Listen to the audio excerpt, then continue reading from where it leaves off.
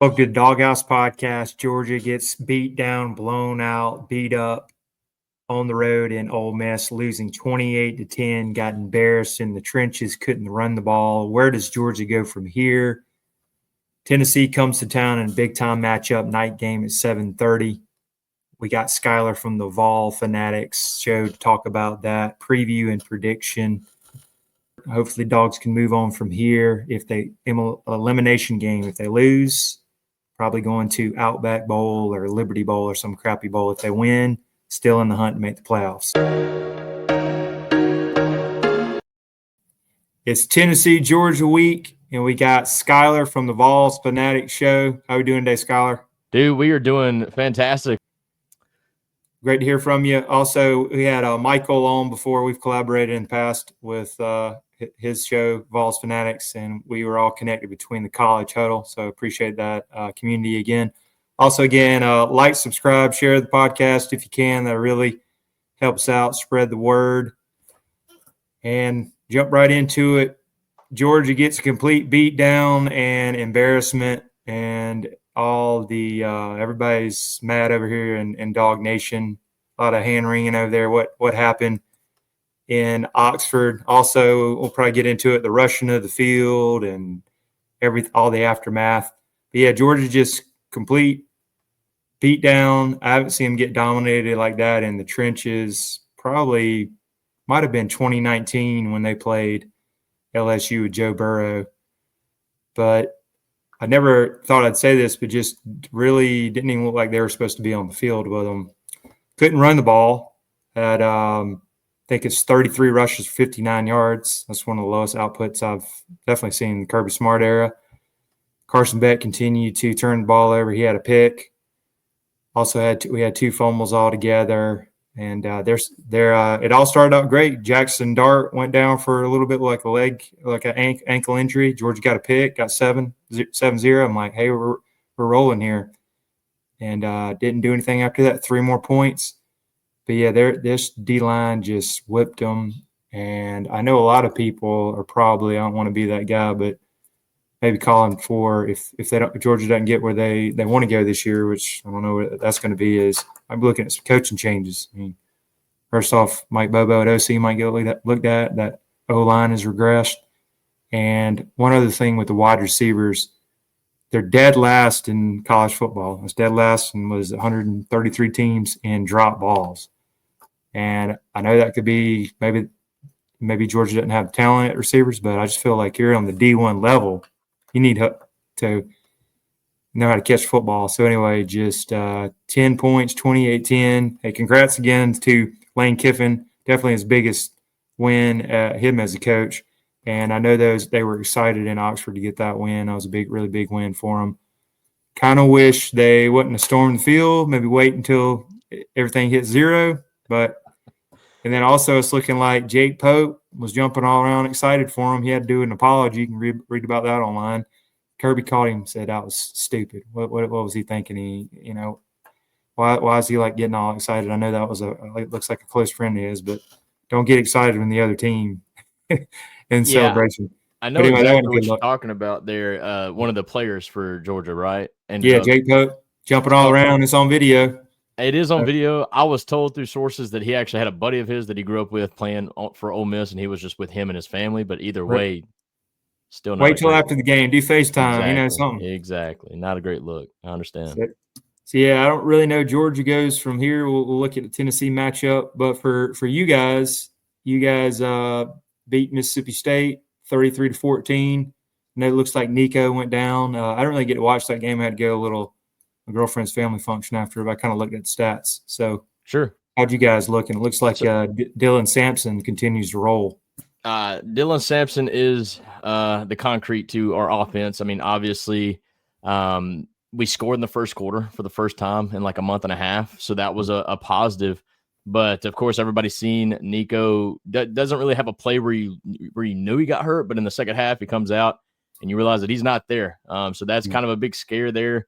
Defense looked a little shaky in the running game. I'll be honest, Mississippi State kind of ran right down our throat. I think that's something that we should be worried about going into Georgia. Obviously, Georgia's not got the most prominent rushing game, but we don't need to let that showcase itself this week. But overall, I mean, Tennessee kept Mississippi State at arm's length, and that's all you could really ask for in this day and age in college football when there's kind of craziness happening all over the country. And you see it with Miami Saturday, but overall, we've already gotten punched in the mouth by a team we probably shouldn't have in Arkansas.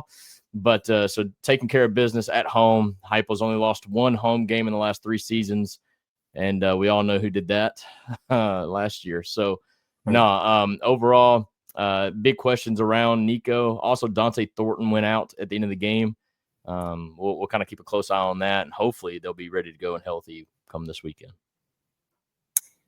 Yeah, sorry to hear about Nico. No one likes to see injuries, but you guys are right in the thick of it. It'd be interesting to see how far you guys move up in the polls. Early in the polls for Georgia, we dropped from 2 to 11 in the AP, so not a lot of love there. But, I want to speak on that for just a quick second. Yeah. I don't understand why Georgia gets all the hate when they because this happened last year, right? It is. Y'all lose in the SEC championship game, in a game where the media likes to present like you shouldn't be as punished in a conference championship game, but yet that's y'all's only loss, and y'all drop from 1. Excuse me, I'm so sorry about that. Y'all drop from 1 to 5, I think, maybe even 6. It's 6, yeah. Yeah, maybe even behind Florida State. So, I don't understand that whatsoever. And then Georgia now, obviously, this last week, you lose to an Ole Miss team who's honestly not a bad team. And y'all's only other losses to Alabama, too, I would assume is top 10 teams. But for some reason, I feel like Georgia gets punished for those losses way more than any other team in the nation. I don't understand it. I mean, do you have a thought on this? I mean, what's going on with their thought process? I have wondered that too, but I almost feel like maybe since we've done so well, like 2 out of 3 national championships, went for 3. There's this Georgia fatigue, maybe kind of like Alabama. Sure. Even though I feel like with ESPN with Nick Saban there, it's ES-Bama or whatever you call it. But I feel like just we've done so well, and they want to see a lot of parity, which I think there is going to be a lot of parity this year. But yeah, I just think it's Georgia fatigue. We did so well and dominated for a good 3 years and almost got 3 national titles. So they're just tired of it. And then I think that whole thing with like Pollock getting let go, David Pollock, which he might have been maybe outspoken on some things. And then sure.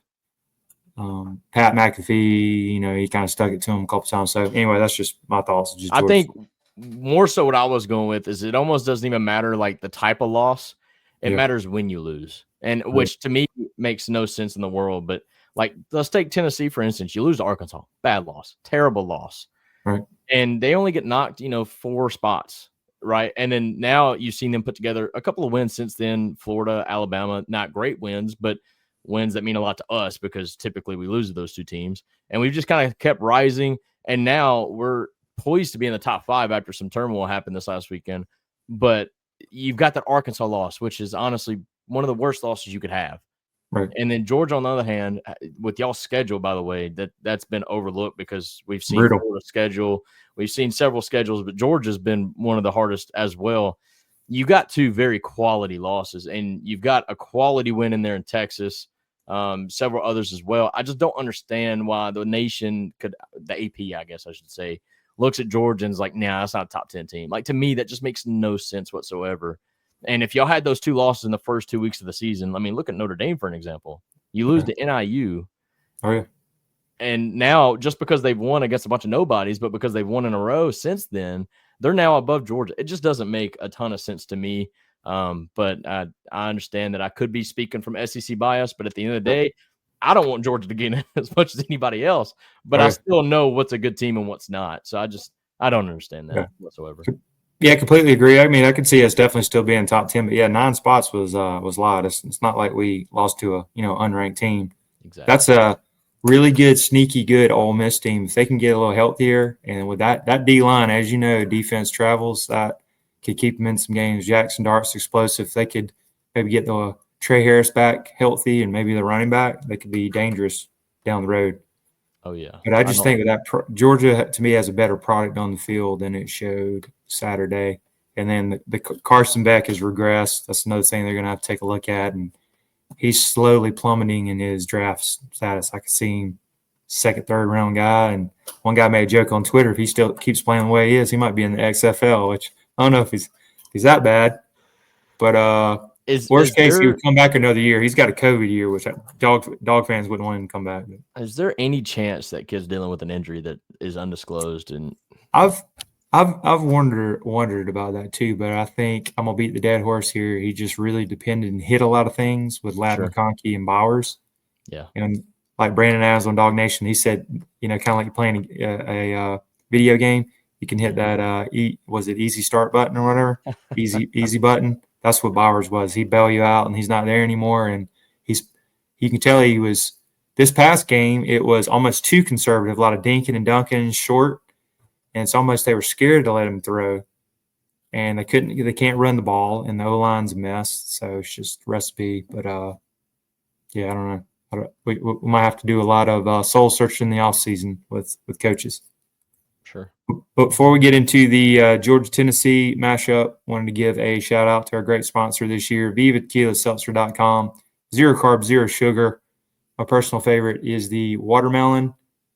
Also, I like the huckleberry and elderberry. Needed one of these after Georgia's beat down by Ole Miss. But 20% off, Dawg House 20 for 20% off. Check them out on Instagram and vivatequilaseltzer.com. Also, he told me he didn't want me to, but I'm gonna give you a shout out to my good friend Jeff. Gave a little donation to the podcast over the weekend. He didn't have to do that, but appreciate that. Always helps. He's always been a supporter, and wanted to say good year to his UConn Huskies. He's usually a basketball school. They're quietly 7-3. Looks like they got Syracuse and Massachusetts could end up 8-4 in decent ball. So I want to give a shout out to the UConn Huskies and Jeff for the support. And looking at the big time matchup, it's going to be game day. I actually hated to see that yesterday because that puts even more of a spotlight on Georgia. So Georgia headed into Athens for the big time matchup. And Skylar, I wanted to ask, as you know, you follow it, how in the blue hell is Georgia favored by 9 after that performance? You guys will be ranked higher than us. I want to throw a couple of these stats out. So Georgia is 104th in rushing. I believe Tennessee is top 10, top 9. You guys are top 5 in total defense. Our O-line is banged up in a mess. Carson Beck and his issues. I think we got a pretty decent defense, but not anything of the past of 2021 and 2022. So what's Vegas know that they don't, or they were trying to think that Nico's not going to play. So I just don't get this 9 points. Also, Georgia 2-7 against the spread. So for all you gamblers out there, I would take Tennessee in the points like right now.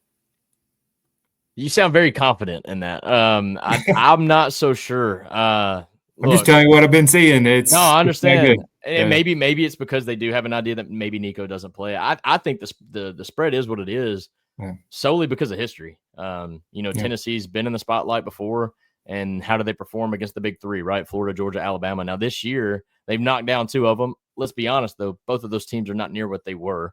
But now it's the third one on the list is Georgia. And for Tennessee fans, obviously losing to Ole Miss kind of gives you a little bit of a spark. If you're Georgia, for us, because it's like, oh, they're vulnerable, maybe there is a chance. But I look at it quite the opposite. I mean, I think for the first time since Kirby's first year, Georgia, in my opinion, is kind of backs against the wall type mentality at this point. I mean, you're 2 losses. Kirby hasn't lost. I'm going to test your history here just for a moment.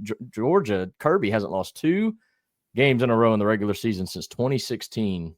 Ironically, was at Ole Miss in a blowout, and the following game was a Hail Mary thrown by Josh Dobbs. I don't think that's going to happen again. Boy, I hope not, because that emotional game was insane on me as a 16-year-old. But I just think the line is what it is solely off of history. I think Vegas just kind of knows. One, Tennessee's offense, passing offense, you've seen it. It's not clicking on all cylinders like we're used to it. Honestly, we relied on Dylan Sampson way too much. Now, credit to him and his physical attributes that he's been able to withstand that. I mean, we ran on Mississippi State on a 9-man box all night long, and yet somehow still managed to average 4 yards a carry, if not more than that. I don't think you're going to be able to do that against Georgia. I think you're going to have to be able to kind of spread the ball around. Georgia's defensive backs are a lot more athletic than Mississippi State's or any other competition that we played. I just think that line being at 9, I mean, sure, if Georgia fans are a little down after the Ole Miss loss, I completely understand it. It's not really fair on me to speak on it because I've been in that situation. I mean, I think of 2 years ago in 22, and we really thought we had it going. I mean, we were 8-0, 9-0 when we welcomed y'all to Knoxville, and we even came out with a good punch, but Georgia just proceeded to absolutely beat us down. That was actually at Athens. We really wouldn't even. Yeah. That's when you guys ranked number 1, I think. We yeah. came in with 1 versus 3. Yep. And you also called all of them called Stetson Bennett on the phone all night. Yeah, that was me. I did it. It was funny. There you go. I'm joking. That was not me. I didn't know what he was doing at first. I'm like, why is he telling people to call it? Like that confused me so much. And then Vol Twitter kind of went crazy with it. So, but no, like that. So we've been in this spot before, and we've just not come through time after time. I think that plays a big role in why the spread is what it is. I can see that. Did want to I follow Tennessee pretty good bit. Got some close friends here in Charlotte. But why do you think maybe that, you got a lot of hype coming in, the Polynesian, Peyton? Do you think it's maybe been more hypeable, or where do you think Nico's maybe kind of struggled this year? Because, he had a lot of hype behind him, in your opinion. You guys are still doing great. Just he kind of struggled a little bit. Yeah, I just think it's like my golf game. One thing's on, the next thing's off. With Nico, I don't think it's just Nico. I mean, I think, honestly, the last 3 or 4 games that he's probably played some of his best ball, really, since the second half of Bama. He got hit in the first half. Right. He got a little jarred there. But ever since then, I mean, the kid's been playing pretty solid ball. Now we're running into protection issues. Receivers not catching the ball. We've kind of had some special teams fallouts, which is really unlike Heupel. I mean, last year in special teams, we didn't allow an opponent to net any yardage the entire season on the kicking game. And then Florida comes out, returns the ball twice for 40 yards each.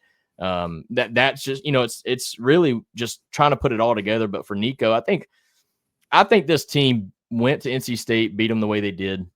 Went to Oklahoma, a night game on the road, beat them the way they did. Now, I know the final score doesn't look like a lot, 25-15. But we really controlled that game in their field, which, if you follow Oklahoma at all, they don't really lose at home at all because they play Texas, obviously, neutral site. So being able to do that in Norman the way we did it, I think this team maybe got a little bit ahead of themselves, maybe thought that they had made it, and they got smacked in the mouth by Arkansas. And ever since then, I think that kind of rattled Nico a little bit in his mentality. And obviously the overthrows were there. But ever since, like I said, ever since Bama, when he got hit, he went out for a play or two. Gaston Moore, everybody knows, threw an interception, his only play in there. But ever since that sequence, Nico's played some really good ball. Now we're improving, piece by piece. He's obviously delivering the ball very well. The running game's always been there.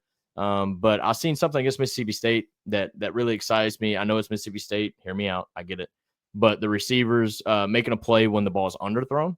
That helps me and my confidence, and hopefully it helps Nico's confidence in to know, like, hey, underthrows may be better than overthrows, because I mean, I've always been taught to throw it where your guy can catch it or nobody can. I mean, I get that, but at the end of the day, when your receivers are 6 inches taller than your defenders, I mean, give your guy a chance. Let's see what he can do with it. And even if they do pick off a ball that's thrown 40 yards downfield, I mean, it's just a big punt, right? So who knows? Maybe he can take that mindset going forward. But the offensive line, in between the guards especially, just rock solid. Love what I'm seeing out of them. And, the wide receivers coming around. I think Squirrel's getting healthier, which is awesome because he's had a shoulder injury for the last 4 or 5 weeks. But overall, like I said, just my golf game. If we can put it all together, man, we're a solid golfer. But until then, we'll keep struggling to barely escape some of these wins.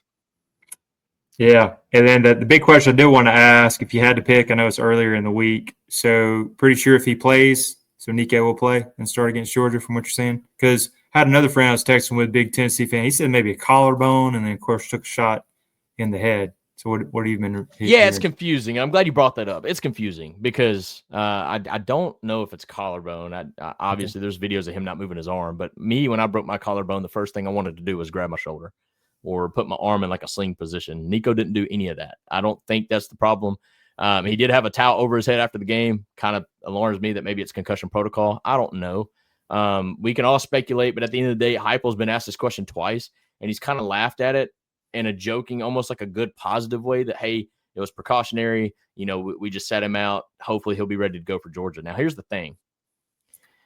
he may be just saying that because we all know what happened to Florida State last year when they announced that which they really had no choice because everybody's seen the play, but they had to announce that their starting quarterback was out. If this was a more serious injury like a broken collarbone, I hardly doubt. I mean, I really doubt that Josh Heupel is going to come out and say, "Hey, he's out. He's out for quite some time until he gets better." Because at the end of the day, we've seen the committee punish teams for not having their starting quarterback in the game. And when you're Heupel and you know you have one of the best defenses in the nation that can at least give you a fighting chance in any game, it's hard to kind of put that on the rest of the team. Florida State, obviously, they had a good defense. They didn't play the top tier competition that I would assume, for SEC at least. But, Heupel could be playing this thing one of two ways. Maybe he's telling the truth and saying, hey, he's going to be ready to go for Saturday. Or he's just playing that whole, hey, we're working on it. He's getting better day by day. But at the end of the day, he knows that he may not be ready to play, but he just doesn't want to let the world know that. Just in case we get down, if we're 10-2, which there's going to be about 7 other 10-2 teams in the SEC. It's just one of those things where you don't want to give yourself any disadvantage whatsoever. Yeah. Well, I hope he plays because we always want to try to play all the teams at full capacity. But also give us, Scott, give us your prediction for the game and 9 points if Georgia can cover or not. I mean, I'm going to pick the boys. I have to pick the boys. I can't come on here and choose against them. But I think this is a very low-scoring game. I think this you could be scared. I think it's going to be 24-17 Tennessee. We haven't given up 20 points in a game all season long. And I don't – and you can be critical. I understand that. I don't feel like Georgia's the best offense we've played. So – I know. I'm sorry. But that's just me being analytical here. I don't think offensive line-wise, I don't feel like y'all are that impressive. I don't know what's taking the step back, if it really is just a coordinator issue or what. Maybe it is the transfer portal. But overall, when I look at Georgia's offense, Carson Beck, I feel like if we can get some pressure on him, he's not a mobile quarterback. He's not going to hit. I say this, and if he does, I'm going to really be angry. But I don't think he's a guy that's going to hurt us with his legs or anything like that. And I trust our defensive line really good. So offensively, don't think it's the best opponent that we face. Now, obviously, Georgia beats us in the coaching game. I do feel like Kirby's a hell of a coach. I think he's way better than Heupel at this moment in time. So if we get out-schemed or out-coached, that's totally understandable. But at the end of the day, X's and O's, Jimmys and Joes, I think Tennessee stands a really good chance here defensively against Georgia's offense. And then on the flip side, our defense or our offense against y'all's defense, I don't expect a lot. Maybe in the second half, but I just don't expect a lot. If Dylan Sampson can run the ball, that would be awesome, and maybe just get our wide receivers out in space. But overall, I mean, I don't see our team. We haven't put 30 on an SEC opponent, except for Mississippi State. So we'll see. But overall, I think this is a very low-scoring game. I think the over-under was at 46, under all day long. So, Gotcha. So you got 24-17. I'm gonna put my Disney dogs on here after that performance, and you guys do have a legit defensive line, and our O-line has been a mass musical chairs. We could somehow get somewhat of a run game going. Maybe ATN can get another week to heal up. Also, if we can get Nate Frazier, who won't fumble the ball, he's pretty explosive. And if Carson Beck can maybe take some shots downfield, I'm not sure what Bobo's plan will be if we're going to try to do Dinkin and Duncan. But and we're going to have the crowd at night. That can cause some issues. So I'm hoping they show up. Dog Nation shows up. But I'm going to go 24-21. And this is probably going to be scrappy. Both defenses might come down to turnover margin, which we've been terrible. If we can somehow play a turnover-free game, which that might not happen, and keep our penalties at a low. I'm trying to show my optimism here and go 24-21 Georgia at home to try to get right. But let's just say there'll probably be some spirited practices this week with Kirby Smart and a lot of gut check. I understand. I don't understand. I don't know what it's like to win 2 natties back to back and then have a second. I just feel like Georgia fans are acting like they've lost 6 games this year. Like it really comes across that way. And I understand being disappointed. Yeah. But I don't feel like Georgia's that bad of a team, man. I really don't. Obviously, it's not dominant, right? And I think losing to Alabama earlier in the year maybe hurt a lot of souls in the Dog Nation because y'all really felt like that was the chance to flip the script about, Georgia versus Alabama, or was it Kirby versus Saban? And that wasn't able to be flipped. And I think that did have a negative impact. But overall, I mean, you've seen what happened to both of those teams after that game. I mean, you had Georgia kind of assert themselves a little bit. Yeah. Bama on the flip side kind of lost their identity. They didn't know what to do.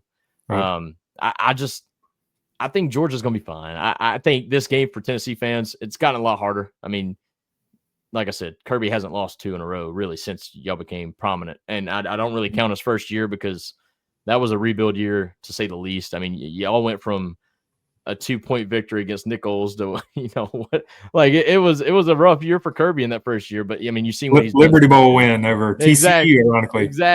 Exactly. So I mean, I don't think. I mean, Tennessee's got a tough task, and if we were to pull this game out, it proves to me that okay, our defense is good and our offense is good enough to complement that. But I think Georgia should win this game. I really think I agree with the line. I wouldn't bet $1 on this whatsoever. So I just think 9 points is a lot. I think it should be. I would agree with that. Maybe in that -2 to -3, something similar to the Ole Miss game, just because we're at home. That's the only reason. I would agree with that, especially if you look at our margins against SEC opponents. I mean, there's not been a blowout whatsoever. We are the kings of playing up and down to our level of competition. But at the end of the day, I guess you can call it battered Vol syndrome. It's just when it's a big game on the line, it's at night in a rival stadium, and you've got SEC Nation, you've got ESPN, you've got Game Day. Boy, I hope we show up, because if we don't, it could get ugly quick. And I hope it doesn't get that way, because this is a little bit different in the fact that now we've got the defense. 2 years ago, we were scoring 50 points a game and we didn't have a defense. This year, it's completely different than that. And so hopefully that does put a new spin on the game for us. But overall, man, I'm really intrigued by this matchup. I haven't seen Georgia in a hungry situation in a long time, other than to get a ring. So it'll be nice to see how they respond after that Ole Miss game. Yeah, finally it's good to get a home game. We get the last 3 at home. It seems like we've been on the road for 6 months, just that's right. Home game or away game after away game. That's right. For us, it's going to be pretty much elimination game. You lose, you're looking at Outback Bowl, Gator Bowl. I know you don't, and we'll have probably a lot of the team out. So, or if we win, we still got UMass, and then I still think that Georgia Tech, they're scrappy. Just had a big win against Miami, so potentially could make it in the playoffs. Even though personally, I've come to this. To me, this is not a playoff. Make a big run at the national title. This is not a national title team anymore. This showed this past weekend, some of the other ones, too many loopholes. But I'm just somehow, if you can make it to the playoffs and maybe get a home game, just see what happens. Roll the dice. But yeah.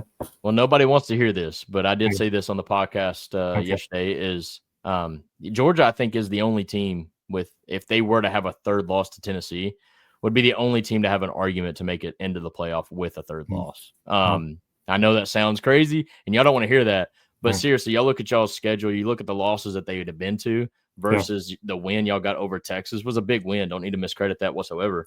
I still think y'all are one of the top 10 teams in the nation, even if y'all were to drop this game. But I understand 3 losses would be a fight and an uphill battle getting in. Sure. And then in our past, we don't usually get any of the any favors. We can tell. Yeah, playoff seeds or anything. Yeah. That is fair. If y'all lose this game, y'all might drop out of the top 25, which would exactly insane. That would be insane. I'd be going to Shreveport or Liberty Bowl or whatever it is, They still do bowl games? What's that? I said they still do bowl games after the playoff. Yeah, it'll see how it is this year. Half the team opts out or don't want to play or stand. That's right. Probably have 50-man roster instead of 85. That's right.